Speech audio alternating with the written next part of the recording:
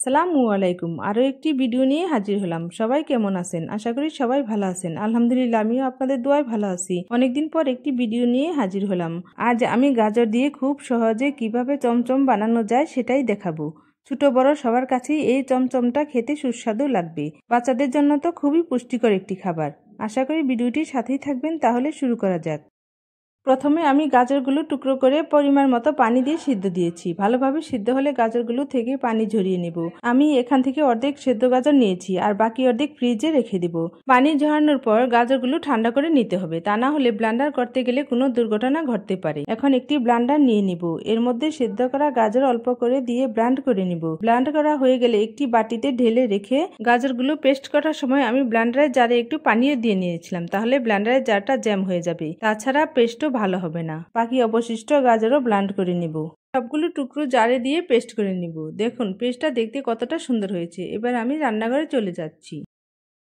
চুলায় একটি প্যান বসিয়ে নিয়েছি। প্যান গরম হলে ঘি দিয়ে গরম করে নেব। এরপর দিয়ে দেব চালের গুঁড়ি। চালের গুঁড়িটা একটু ভেজে নেব। একটু হালকা বাদামি হলে গাজর পেস্ট দিয়ে দেব। আমি পেস্টটাকে অনবরত নাড়তে থাকবো। একটু নেড়ে চেড়ে এর মধ্যে দিয়ে দেব কিছু লবঙ্গ, তারপর চিনি ও লবণ দিয়ে নাড়তে থাকবো।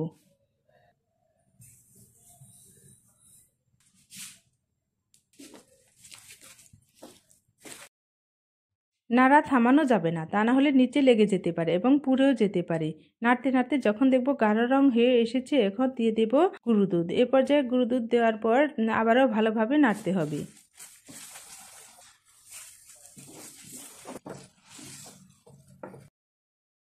নাড়তে নাড়তে যখন দেখব প্যানের গা ছেড়ে আসছে এবং ঘিটা বের হয়ে আসছে, একদম প্যানের গায়ে লেগে থাকছে না, তখনই আমি চুলা থেকে নামিয়ে নেব।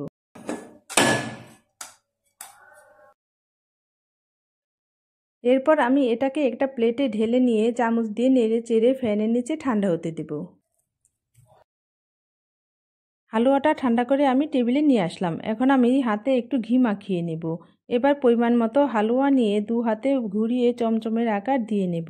গাজর তো সবসময় যে কারো ঘরে থাকে, আমরা ইচ্ছে করলেই বাচ্চাদের এ ধরনের খাবার তৈরি করে দিতে পারি। এরপর আমি একটি পিরিজে গুঁড়ো দুধ নিয়ে নিয়েছি। শেপ দেওয়া চমচমটা গুঁড়ো দুধে গড়িয়ে একটি প্লেটে রেখে দেব। একই প্রসেসে আমি সবগুলো চমচম বানিয়ে গুঁড়ো দুধে গড়িয়ে নিয়েছি। এরপর একটি প্লেটে সাজিয়ে রেখেছি। এবার আমি সুন্দরের জন্য কিছু বাদাম কুচি দিয়ে পরিবেশন করব। এটার মধ্যে আমি কোনো ফুড কালার ব্যবহার করিনি, এমনিতেই সুন্দর একটা কালার চলে এসেছে। চমচমটা দেখতে যেমন সুন্দর হয়েছিল, তেমনি খেতেও অনেক টেস্টি হয়েছিল। একটি চমচম আমি কেটে দেখাচ্ছি, এর ভিতরটা কতটা সুন্দর হয়েছে। বাচ্চারা তো গাজর খেতে চায় না, এভাবে চমচম বানিয়ে দিলে অনায়াসে খেয়ে নেবে। গাজরে তো অনেক পুষ্টি থাকে, আমরা সবাই জানি। তাই গাজর খেতে না চাইলে এভাবে মিষ্টি বা চমচম বানিয়ে দিতে পারি। ভিডিওটির সাথে থাকার জন্য ধন্যবাদ। সবাই সুস্থ ও ভালো থাকবেন এই দোয়া করি। আল্লাহ হাফেজ।